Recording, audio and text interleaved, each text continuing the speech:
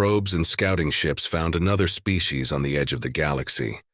The denizens of the Great Three decided that they would make a good conquest. Everyone was excited for the addition of new species to the Great Three, only for the entire galaxy to collectively soil its panties at the sight of the first human warship fleet. The children's eyes stared up at me with awe as the sound of alarms began to blare.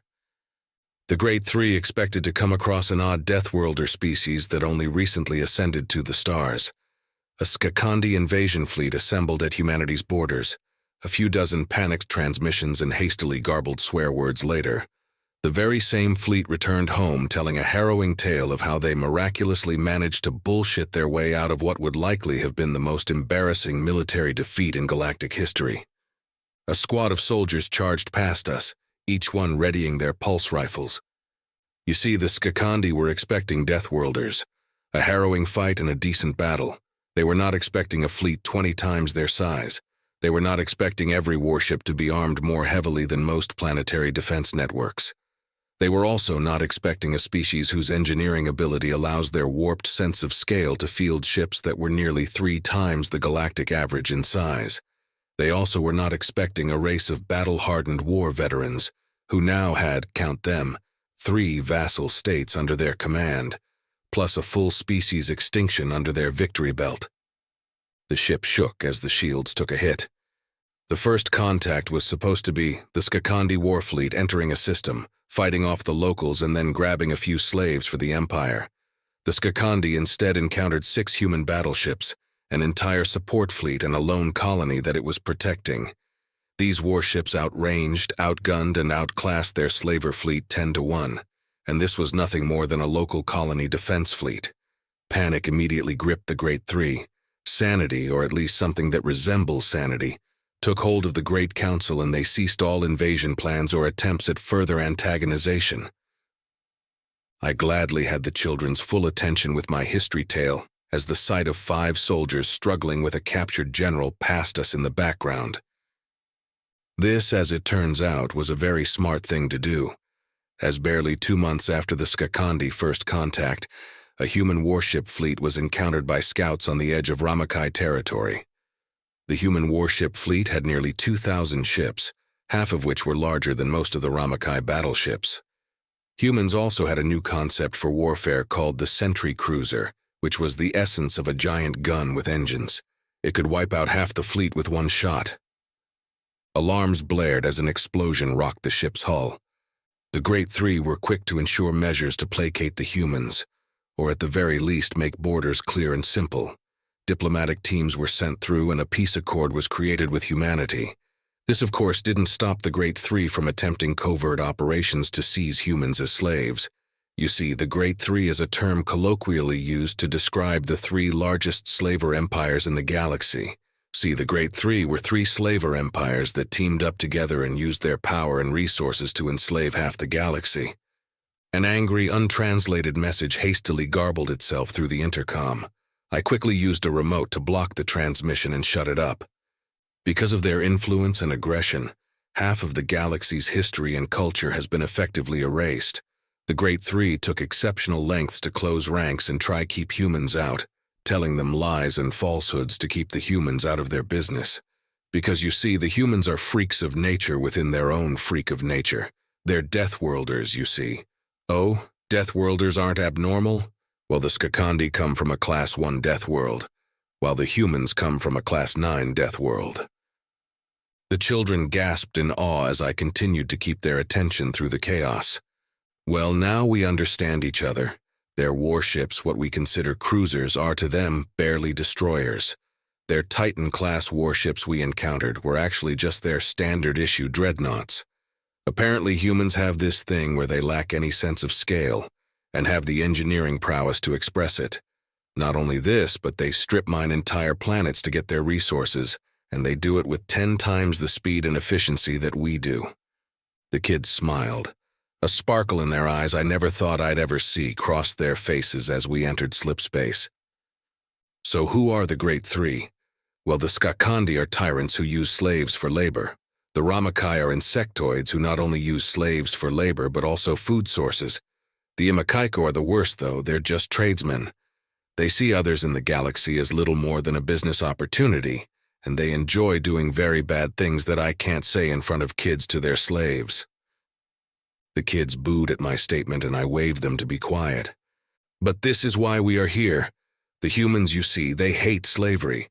They think that using another person against their will is very evil. That is why we are here in a stolen battleship with a rogue admiral, making our way through to human space with a captured general. You see, kids, what we are doing is showing the humans the truth, so the Great Three can't escape the justice that has escaped them for over 3,000 years." The kids yelled with glee as the universe returned to reality. "Human fleet sighted! Enemy fleet in pursuit!" The captain's voice bellowed through the intercom. "Evasive maneuvers!" he cried as we barely missed scraping against a human warship's hull. "Jesus Christ, watch your goddamn self! Who the hell do you think you are coming out of LS at that speed this close to the star? What are you, insane?" a human voice yelled out from the radio, all communications being relayed through the intercom. The ship shuddered as the humans angrily yelled at us. We almost immediately got caught in a series of tractor beams, and we were effectively yanked out of our hasty maneuver. We saw a clear sign that the local security forces were now latching onto our ship and were dragging us into a nearby ship's hangar. Human carriers outsized us a few times over, and the one we were being towed into was 10 times the size of one of our cruisers. Human radio communications yelled at us angrily as they dragged us inside, closed the blast doors behind us, locking us in the behemoth ship. "Prepare to be boarded." We heard coming from outside, and suddenly the ship's doors were forced open, and a swarm of heavily armed humans charged into the ship. We didn't do much about this fact for 2 reasons. Firstly, we had no intention of fighting back against them. We were willing to surrender to the humans anyway, claiming status as refugees or escaped slaves. We had all reason and intent to surrender.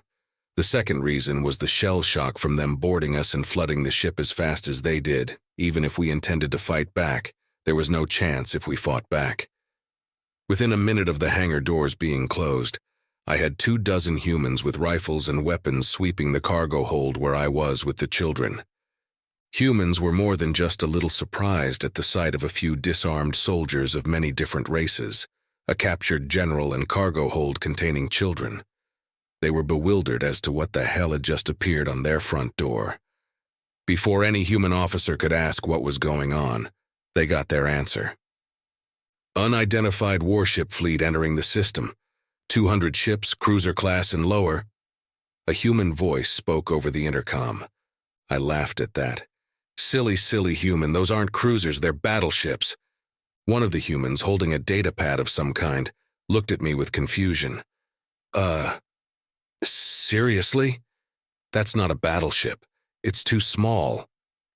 "That's just because you freaks of nature have such a broken sense of scale you don't know how to build small," I yelled, barely able to contain my laughter. "Stand and deliver. Return our property to us immediately." The voice of the Skakandi general blasted over the comm. "What the hell is going on?" one of the humans asked. "Humans! I am Grand Admiral Thrak Thran Tar of the Skakandi Imperium. I order you to immediately hand over my property." The voice of one of the Great Three's best admirals came over the comm. The children instinctively stood to attention as years of indoctrination hit them. A short, incoherent argument followed through the radio as the various sides yelled orders at each other, and the soldiers inside our ship took the chance to look around. During this barking contest, a human male of high status, judging by his uniform and medals, appeared on our ship and inspected the area. The argument was being broadcast across our internal communication array. The human male, presumably an officer judging by how the human soldiers around him were acting, calmly walked around the ship until he got to us in the cargo bay. He looked around us, just looking, bending over with his strange eyes and looking closely at various objects. Sergeant." "Yes, sir," the human soldier responded. "You an expert in remotes or explosive devices, yes?" he asked, his voice calm and stoic. "Affirmative, sir." "Do you see what this is?" the officer asked, pointing to the odd metallic devices placed around and on the children's bodies. Belts, collars, bracelets, anklets. The soldier looked at the devices and used a toolkit to fiddle with one of them. It didn't take him long.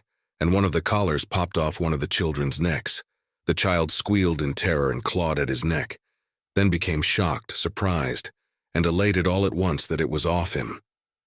He started to cry with joy and leapt up from the floor into my lap. The soldier examined the collar.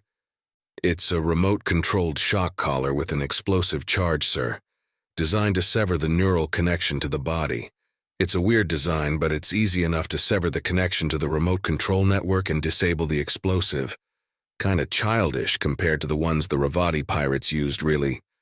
Those were a bitch," he said. "I see. Can you disarm all the collars here?" the officer asked.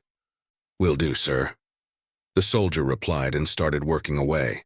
All of this carried on with a rather annoying argument carrying on in the background. Another human officer entered the cargo bay, this one of a similar or slightly higher rank. "Morning, Fleet Commander Kohaku," the previous officer asked. "Morning, Admiral Jax," he replied. "See what I see?"